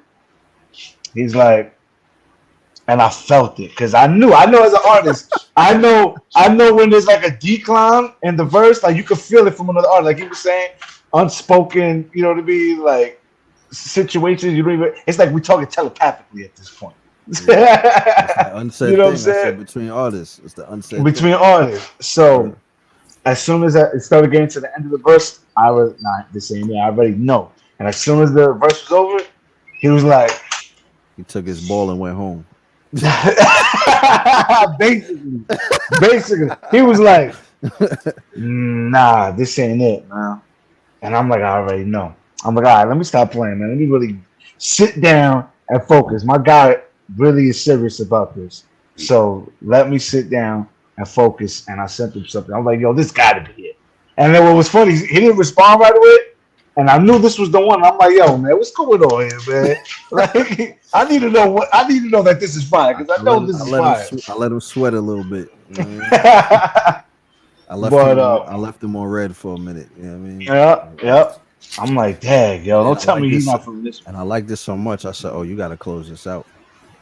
That's how much I Yo, liked it. You know what I mean? yeah, man. Coming after these monsters, Zay, Hot, Riggs verse, I already knew was crazy. I didn't hear. I didn't hear no one else's verse. Nah, you didn't hear nobody I else's didn't. verse. Yeah.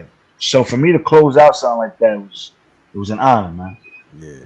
Sulu. Yeah, and then Selah, he's a long collaborator of mine, so people already know what we do. So Yeah, he's a monster. that was like Another monster. effortless. You know what I'm saying? I chose the beat. Yep. He was like, yo, it's one of my favorite beats. I said, let's get it.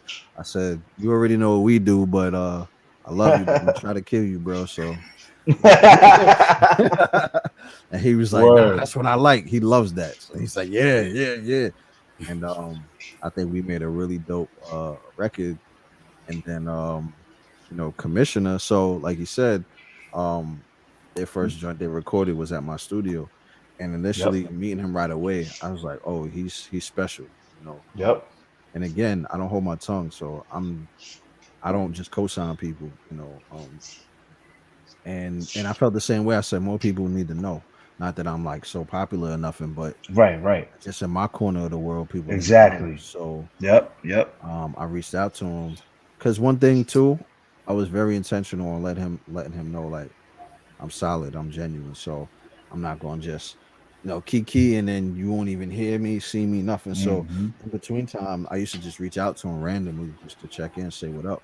You know what I mean? No other reason, no intentions, nothing. So when I was doing this project and the beat was just so hard, that's that currency and Freddie Gibbs joint.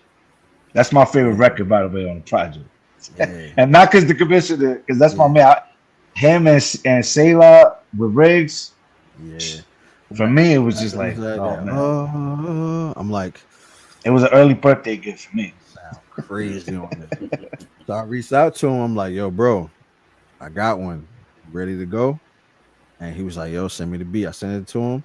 And he was like, oh, this is all the way up my alley. I said, yo, I got the ear. Yo, I do this. I Yeah, yeah, do yeah. this. And he went absolutely, he set the tone. He Crazy. set he set the tone.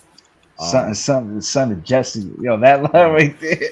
it was just like poignant, like I'm talking to you. No, not him. Don't look over there. Yeah, I'm yeah, talking yeah, to you. yeah. You. Just Yeah, poignant. He yeah. commanded the room, and coming behind that, um, I just felt I wanted to add more style. Like I felt like he dominated so much in a certain area. I didn't even want to like compete with him in that area. I just said, let me Mm. bring something different to it, and I Mm-hmm. just did more of my like flowy type. Because again, I'm Mm-hmm. on every record, so I'm like, all right, I do the super lyrical thing all throughout.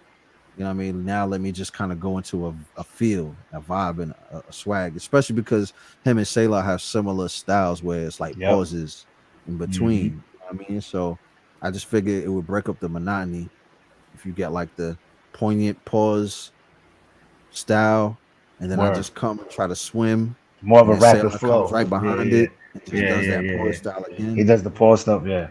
He did that little ode to to what's the name at the end? Brick in the church parking lot, hallelujah. Oh That's yeah, yeah. That's um Stove God, right? yeah, Stove God Cooks. Cause he was Yeah, like, yo, yeah. I was listening to that song earlier today. So as I'm recording it, it just came out and it was just funny It to fit me. perfect. He thought I was taking it out. He did it just for me to hear and laugh. And I was like, no, I'm keeping it. He's like, you keeping it? That sound I'm hard. like, yeah, I'm keeping it. I said, yo, this is all the organic thing. Like these are the things I like. You know what I mean? Like we was Exactly. in a vibe, whatever. It's a ode, it's a shout out. Like, you know what I mean? Yep. Like, so I left it in there. Yeah, and then my man C4. That was the first time me and C4 ever did a record together, and Q Flow. First time I did a record with either of them. Yeah, that record Um, crazy too, bro. yeah, and All of y'all left Earth. I grabbed that beat. I had my verse. I think that was the second thing I recorded because that verse was done already before I even knew who I was gonna put on it.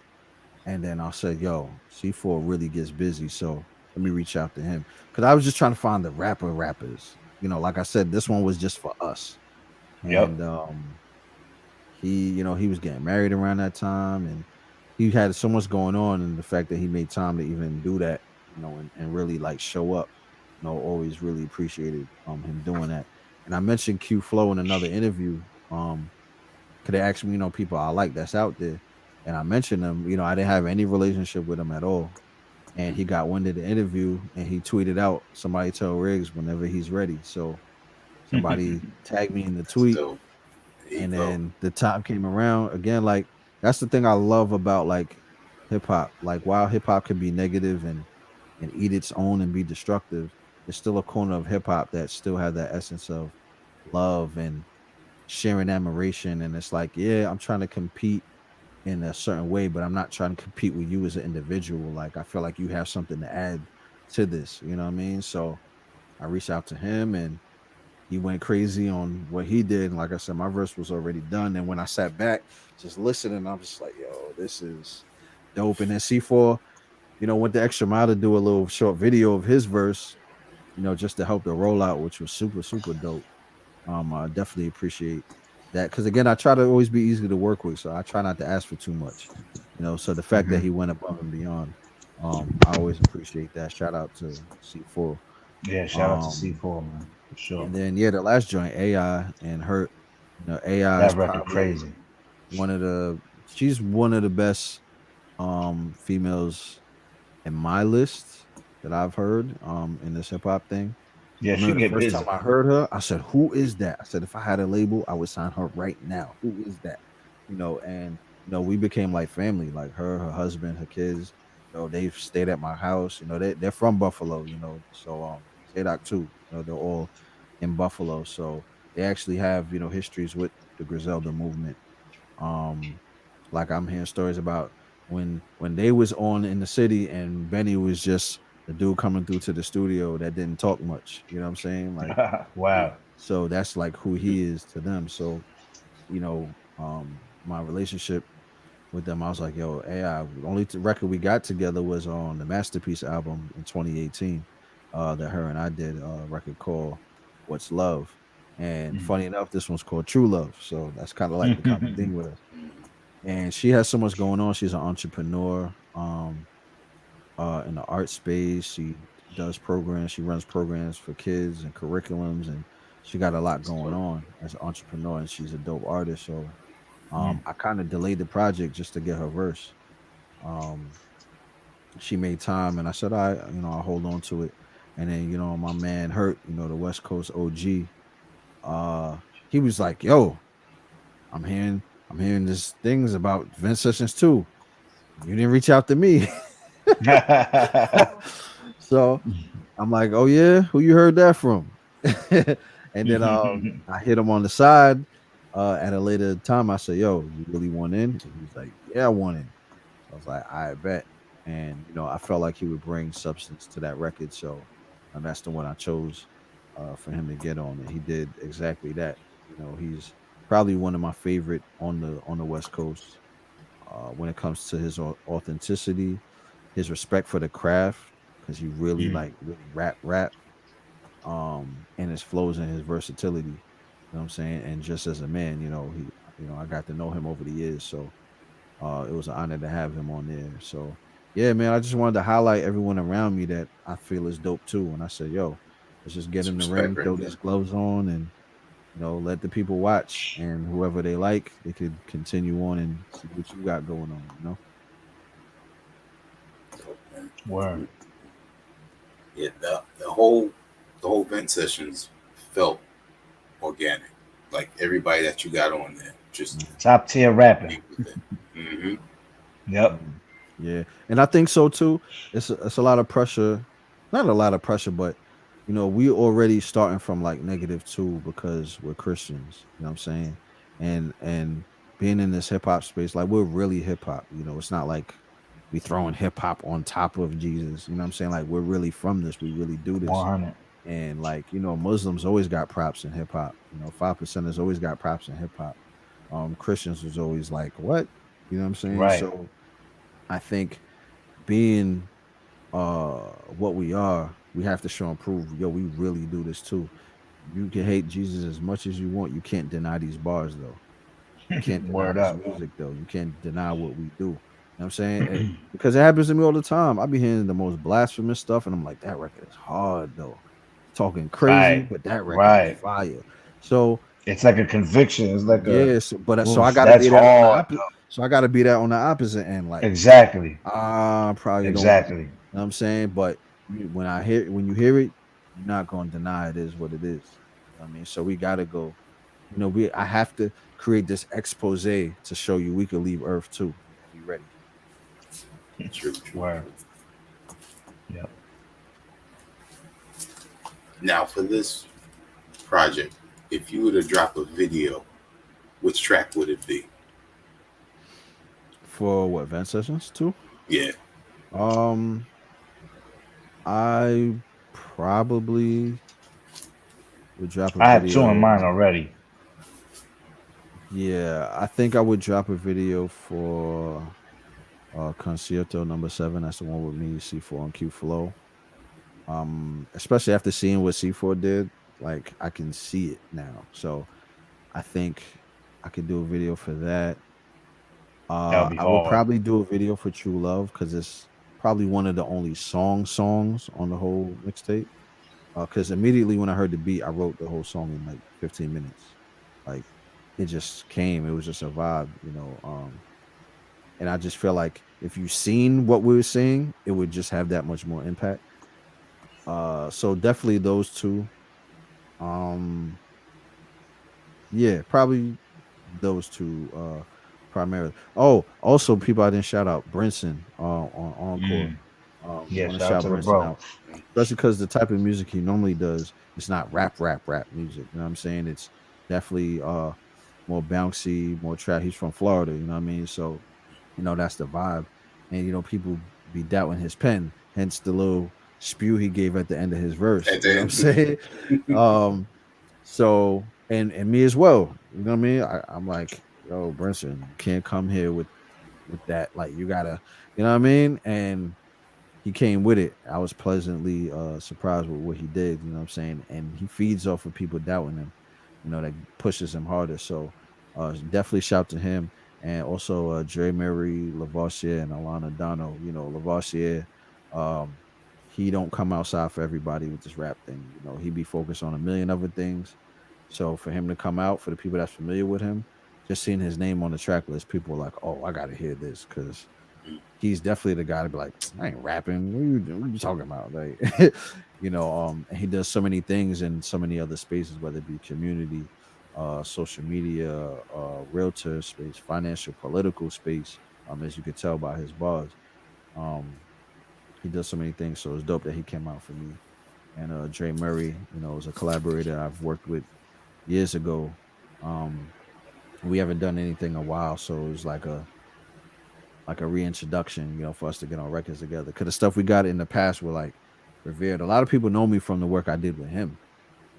You know, he was on a bigger platform and signed to a really big independent label, and people were like, "Yo, who's Riggs?" Like they didn't know my face, but they knew my voice. So a lot of my introduction was my work with Dre. So it was dope to now get him on something I was doing. Um, and Alano is just amazing. You know what I'm saying? That what he does, so I had to get him on board, and he definitely killed it. And I told him the same thing. I said, "There's no limit on bars, no limit on topics. Say what you want. There's no rules. Just express. Let it go." And he was like, "This came at a great time. I appreciate you reaching out to me because there's a lot of things I got to get off." And you could tell when you hear the verse, a lot of stuff you had to get off. You know what I mean? So yeah, I just wanted to shout out those brothers too. I didn't want to forget them. Word. Definitely, yeah. I mean, this is a perfect time, to let them know about it. Like I said, there was a few people on there that had me going to check to see what else was out there. I definitely salute you out on that. Yeah, much So, man. love. Appreciate it. Now, I don't want to take a little too much more of your time, but I definitely want to talk about Scum of the City freestyle that's out right now. Okay. Word up. Y'all going in. Yeah. Appreciate that, bro. Shout out to my man Holly Bugs. He got this new segment he started. It's called 24 Bar Special. And he reached out to me, and that's my guy. We're always helping each other out. He's an engineer. He's highly respected, especially in our region. He's worked with some of the best artists from New York and New Jersey. Um, I'm actually, I think, one of the only, you know, uh, artists that walk through his studio that, will be considered a Christian rapper or, has this type of content. You know what I'm saying? So it's always fun working with him. Um, and yeah, he reached out to me. He's like, "Yo, I need some rappers," and I know he's trying to get this off the ground. So I said, "Yo, whatever I could do to help out, I'm there." Um, wrote the verse, and then me just thinking also not only from a ministerial perspective and art perspective, but also a business perspective. So I'm like, "Yo, why don't we put this on streaming platforms? Let's split this up and let's put it out." I think it would be dope. We put a little video attached to it, and we put it out. So that's what we did. Scum of the City, freestyle, 24 bars. I wanted to keep going, but he said we gotta leave it at 24. So that's why we left it at 24. But I had fun writing it, had fun recording it. Shout out to my man Holly Bugs, my man Lou, ES Frames, for shooting it, capturing the moment. And yeah, man, Scum of the City out right now on all digital platforms. There you go. Definitely go check that out. Yes, sir. Dope, dope, dope. Last question, Riggs. Yes, sir. If you stop rhyming, this album that you've been sitting on, what's going on? um, Working on it. I just posted, I think yesterday. 75% of the production is done. I have no words to it yet. This project, I wanted to be not in the same vein, but similar approach to Masterpiece, where I kind of want to make a film on record. Masterpiece was literally an audio movie. And I want to do the same with this project. I'm just not sure what story I want to tell yet. But I know what soundscape I want to have overall. So like on Vent Sessions 1, I have a song called Synesthesia. If anyone doesn't know what that is, it's basically when your senses cross. So I think I know Kanye has it. A couple creatives have it where basically you can like taste numbers and you can smell colors and things like that. So I have this thing. I didn't know there was a term for it. I just know as a kid, sounds had colors to them, and colors create sounds in my head. And I would try to explain it to people, and they'd be like, "What are you talking about?" So as I got older, and I found there was a term for it, and I saw an interview with Kanye said he had it. I was like, "Oh shoot, that's exactly what I'll be talking about." And then, is it Pharrell? Like, there's a lot of people that have this thing, so that's why I have a song called Synesthesia on it, where I said it's not something that it's not an illness, it's an illness. You know what I mean? Like, it's not an illness that I suffer from, but it's an illness that's is dope because it helps me to create. So all I had to say while producing the music for this project, I have certain colors and hues in my head, and that allows me to produce for it ahead of time, even though I have no idea what I'm gonna say on this project yet. So yeah, so I'm making most of the beats right now. It's gonna be a little bit more commercially viable. I'm gonna step out of my niche a little bit to show I could do it because I've niched myself purposely, and a lot of the ideas that I have, I've given to other artists that people won't even know are my ideas. It's just because they wouldn't see it come from me per se. Um, Hence why even on the Roll Order album, I kind of flexed my production a little bit more on that project, where everything wasn't just so like dark and boom bappy. I have like a reggae fusion record. I got a joint that sound like a Tribe Called Quest record on there, like just to show I could do all these different vibes and feels, and it would actually feel organic to me because they actually are. So on this one, I want to step out a little more commercially, just to say, yo, I could do that too, do it well, and still have it make sense to my brand. Especially if it's going to be my final offering. I always add the caveat, unless God say different, because I don't want to do the fake retirement like a lot of people do. It's just, I want to focus on other things like the tech space.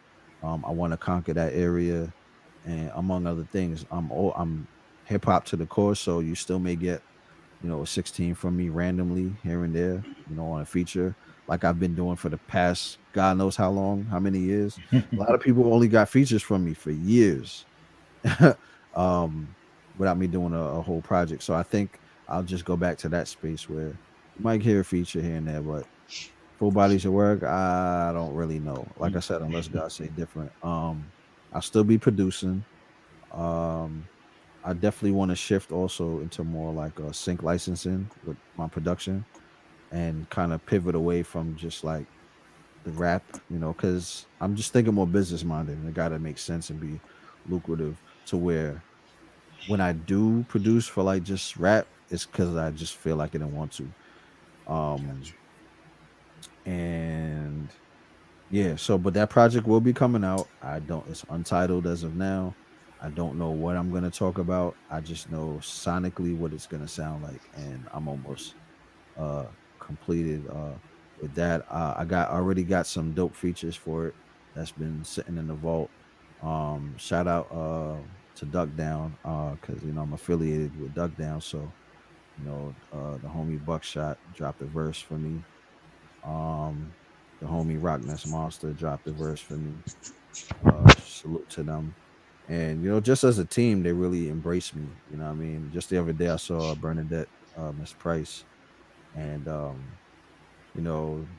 but I went to Buckshot's mother's birthday party, and he made it his business to introduce me to his mom. So the fact that somebody I used to get in trouble for sneaking my headphones in class to listen to is embracing me, where he feels like, yo, you can't leave without meeting my mother. And he just talked me up so highly to her. Like, that's dope to me. Like, that's what I love about this thing. Like, it's a weird place to be when you don't like attention and you're an artist. You know what I mean? Because it's kind of intuitive. Like, you want to be in front of as many people as possible. Um, I've never been the guy to say I'm dope. Check me out. Hey, listen to me. Da, da, da. That's why even in the HHDG group, I don't talk about what I don't do any of that. I just feel like if you're dope enough, other people is gonna want to talk about you. Right. Even in the Bible, it says, "Let others esteem you more than you esteem yourself." So there's more credibility if Ian says I'm dope than if Riggs says Riggs is dope. You know, Yeah, that's a fact. so to get embraced and praised by people I look up to in this hip hop thing is is like a dream come true for me, because I respect what they do. And I get to hear all the behind the scenes stories in the hip hop game. So just as a fan and a comrade, I'm very happy. So that, and again, they're in my top two crews in this thing, and and that was before I met any of them. You know what I mean? Hmm. So just imagine how I feel. And then the other crew is Wu, and we live on the island, so we always running into whoever. You know what I'm saying? So those affiliations are dope, and I got to work with a lot of people. Oh, Curtis Blow, shout out to him. I just seen him the other day at the anniversary of hip hop. The Coney Island Legends, man. Amphitheater. Word And the up. fact that he shook my hand. So I mixed a record for him and one of my clients that come through to the studio. I ran into the client at the show, which was weird because I went by myself, and he's like, "You here by yourself?" I'm like, "Yeah, I go wherever by myself. Like, I'm here. I'm here." So we was rocking. Curtis Blow comes out. He's like, I said, "Yo, you know Curtis was here?" He was like, "No." So he's shouting Curtis and Curtis. Like, Curtis is a legend. Like, he's what, the first hip hop artist to get a major record deal? Like, Yeah, sound like that. Yeah. legend. And he finished his speech, and he looks down in the crowd, sees my man, and he's like, "Yo, come to the back." He's like, "Yo, security ain't gonna let me." He was like, "Yo, I'll meet you at the door." So he went to the side door to meet us, and he was like, "Yo, Riggs, you gotta come." So I'm like, "Hell yeah, I'm coming." So we we went, and security was trying to get rid of us, and Curtis was like, "No, I called them over. I want to talk to them." And he introduced me. He was like, "Yo, this is Riggs, the dude who mixed the record." And Wow. he said, "Yo, I'm so glad I finally got to meet you." Because what he had said previously was, "Yo, whoever mixed this record, I want him to always do my vocals if I do anything." Wow. Wow. So to come from him was such an honor. So, and then when he met me, he was honored to meet me, which was weird. Mm-hmm. He's like, "Yo, you Wow. did an awesome job." And he's also a pastor. So Yep. the fact that I'm Mm-hmm. also in the faith, he was like, matter of fact, he gave his son his phone, and he was like, "I need a picture with these guys." So I got a picture of Curtis Blow's phone. So That's dope. as a student and connoisseur of hip hop, these are the things that make me happy. Not being on the billboards and I got the hottest record, and that is cool. But getting the respect of my elders in this thing is what really puts a smile on my face, and the fact that they'll even be willing to collaborate with me on anything. As someone who doesn't even have much of a name outside of the spaces that I'm in, like, You know, that's amazing. Oh, shout out to Daddy-O too, Professor Daddy-O from Stessa Sonic. You know, one of my big bros, good friend of mine, and always, you know, just again, these people that I grew up like are like, and they have real like love for me. Like that's so dope and amazing, you know. So I appreciate this thing called hip hop. I got to meet Pete Rock thanks to HHDG. You know what I'm Legend. saying? Went to one of his shows. Shout out to Rob Swift. I went to go see Rob, and he was with Rob. And man, and Rob is super. I want to shout him out again, man. Like he really made me respect the art of DJing. You know what I mean? Rob Swift is just a dope human. You know, he's an educator amongst many other things, and he also has high respect from his peers. So him and Sin, shout to Mr. Sinister. Sin is such a character, you know, and he's just so dope at what he does. So, just I'm just giving all this spiel just as my ode to hip hop and to hip hop for embracing me. Um, and you know, I hope the little that I'm chiseling at that I've added something to this culture. Definitely have. You Definitely have. definitely have, bro, for Yeah. sure. Dope, man. YP and Riggs is bigger than music. I respect y'all That's for right. taking the time out. Definitely, man. Oh man, Y'all thank you, definitely, Appreciate you, bro. thank you, Thanks for and having us on, man. definitely not just saying that. Thank you. Yeah, for Um, sure. and, you know, just that story alone, it shows not just how things can be full circle, but the respect that comes from mhm, being due diligent, Mm. showcasing your talent, not mhm, being so boisterous about it, but just doing what you do. right. I Right, mean, right. that goes for both of you, and the networking of people that have come to you, Mhm. Hmm. just just doing what your What to talents do? allow Yeah, you to. Yeah, yeah, that's dope, man. Yeah. Praise Much God, yeah. respect. man. Thank you. Appreciate that, bro, for sure. As always, the floor is yours. Give your shout outs and let everyone know where to go and support. Legion of Doom, Vent Sessions, Masterpiece. I can go on. Yeah, Yep, yep. go ahead, YP. I ran my mouth enough. Yo, yeah, so on all socials, well, actually, no, I have a new Instagram. My old page got hacked, so my Instagram, if you want to follow me there, it's at YP, aka Young Paul. On Twitter, it's at YP Music Live. I hate that they're different, but I have no other choice at this point. um, and yeah, Vent Sessions 2 available right now on riggs.bandcamp.com. Legion of Doom available on all digital platforms. Scum of the City Freestyle available on all digital platforms. Listen, man, I don't want none of y'all complaining talk about no real hip hop. No real hip hop is out because Nah, you're that's looking at not two true. dudes right here that's constantly putting out stuff, especially Yeah, this last year. So yeah. tap in with us, man. This is my most active year ever. Hmm. Because being that I plan on possibly hanging it up, I wanted to leave it out all out on the table before I bow out. So yeah. Also, if just in case you can't remember that Bandcamp, you could go to royalordermusic.com. It forwards you to Mm, the same site. word, Just easier URL to remember. And also on YouTube, you could go to Royal Order TV, and that's the YouTube channel. So Vent Sessions 1 and 2 is on there. So if you just browsing on YouTube and you want to hit a project, you ain't gotta really jump off. You can just go right there and listen and let it run. So yeah. word. And and we got a part 2 coming up, YP and myself. Ooh, Ooh. Uh Another can't wait. tag team. You know what I mean? This one's gonna be the demolition. Yep. You know what I Can't mean? wait. So you're gonna get the demolition project. That's also dropping 2022, God willing, more than likely 2022. Word. There you go. Let's go. Go. More YP and Riggs. Yep. And y'all got plenty to check before that even drops. That's right. That's right. So, for everyone that joined us, we appreciate your time. And I speak for everyone at HHDG Media. Peace. Salute.